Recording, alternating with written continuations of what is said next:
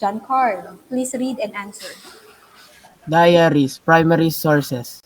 Okay, diaries. If you are asked to make a letter or diary, then that is a primary source. Next, how about number 4? Kiara.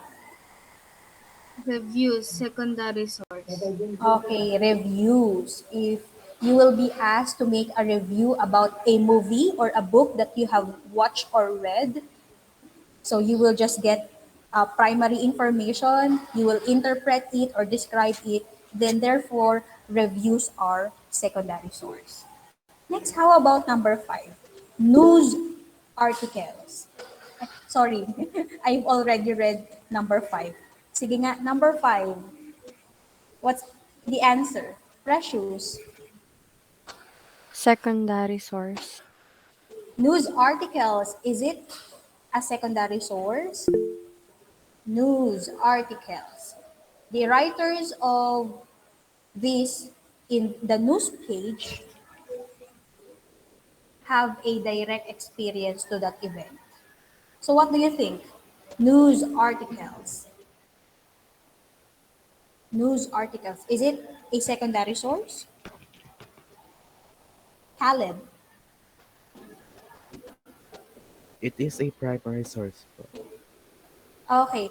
So when we say news articles, it is an example of a primary source. Why? Because the writers of these articles under news page are the ones who have a direct experience or first-hand account to that event. But when we are talking about the editorial page, ano pa, and other pages in a newspaper, therefore there is an interpretation to that material, and then it could be a secondary source. Okay, so that is part of our review. Now let's move on to this new topic for this week: composing effective paragraphs. If you could observe for this fourth quarter, I've always asked you to write text articles because that is the requirement for this fourth quarter. And with that, let us have this lesson. I would like you to understand and learn how to compose effective paragraphs. And this is under the most essential learning competency or yung MELT na tinatawag natin, compose an effective paragraph. Now, I have here 3 objectives that we need to achieve. What are these 3 objectives? Kindly read all. Aaron Gabriel. Objectives: define what is paragraph, distinguish the parts and functions of a paragraph, compose effective paragraphs. Okay, so with these 3 objectives for this lesson, you will know what do we mean by paragraph, what are its part, and lastly, you will also task to write effective paragraphs based on a topic I will be giving to you. So let's have first this activity number 1. What I want you to do is to sequence or to arrange these 4 sentences to form a paragraph. So we have here 4 sentences, A, B, C, and D. What I want you to do is to type in the comment section, what do you think should be the correct order or sequence of this paragraph? Before I collect your answer, let's read first sentence letter A. Any volunteer who would like to read sentence letter A? Cedric. It is an internal tool that aids the overall growth and development. Okay, integral tool that aids the overall growth and development. Thank you, Prince. How about sentence letter B? Sentence B, kindly read. Jill Catherine. Education is the basic necessity of life. Okay, thank you. Sentence letter C, Keziah. Learning is an education that makes sense and it needs awareness to reach the remote corners of the country. Of the country. This is pronounced as country, not country. Okay, country. Next sentence, letter D. Let's have who is not yet called. Kyler.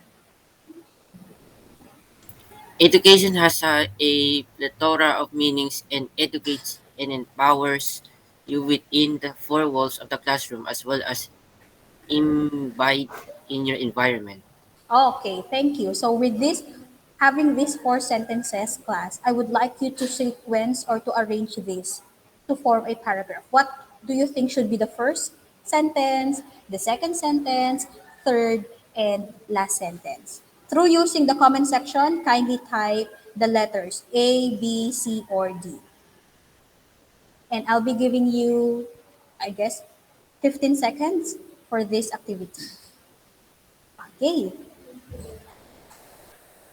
According to Jaden, it's BADC. Same with Eliza. Same answer with Jill. Okay. My cursor is not working because of the responses popping up.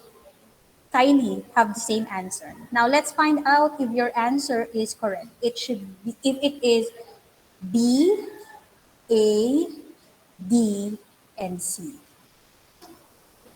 Okay.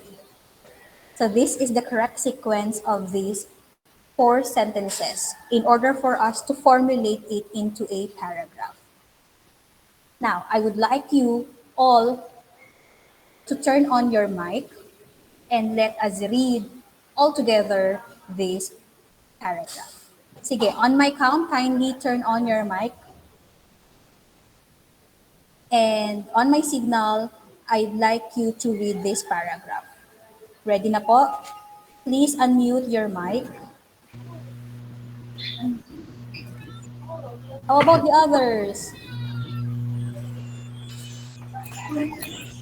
Ayan, so I see many of you.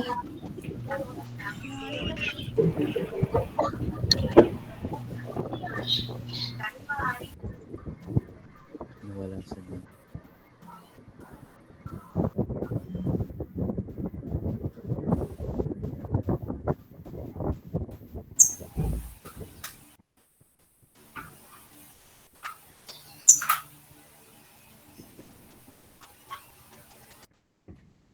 Ma'am, wala po kayong audio po.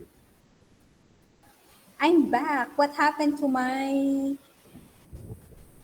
meeting? Let me Nag-hang just po. open. Wait ha. Hindi ata kinaya ang pagka-turn on ng mic ng lahat-lahat. Biglang namatay. Okay. Please give me few seconds to share this slide once again. Okay. So it seems that I had a technical difficulty. Wait. Let me just turn on again.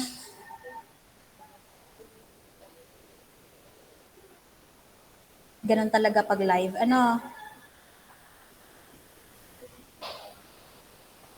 Okay. Just wait for a moment.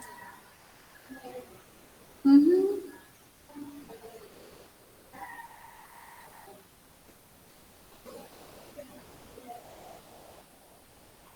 I don't know what's going on with my PowerPoint, but let's see.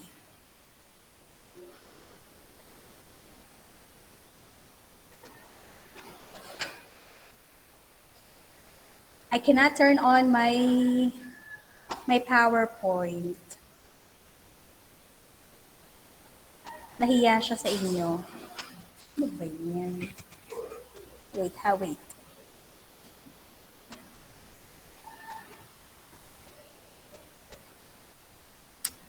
Anyway, sayang naman ang aking presentation. But anyway, let me just have this option number 2. I will just share a PDF copy of our lesson.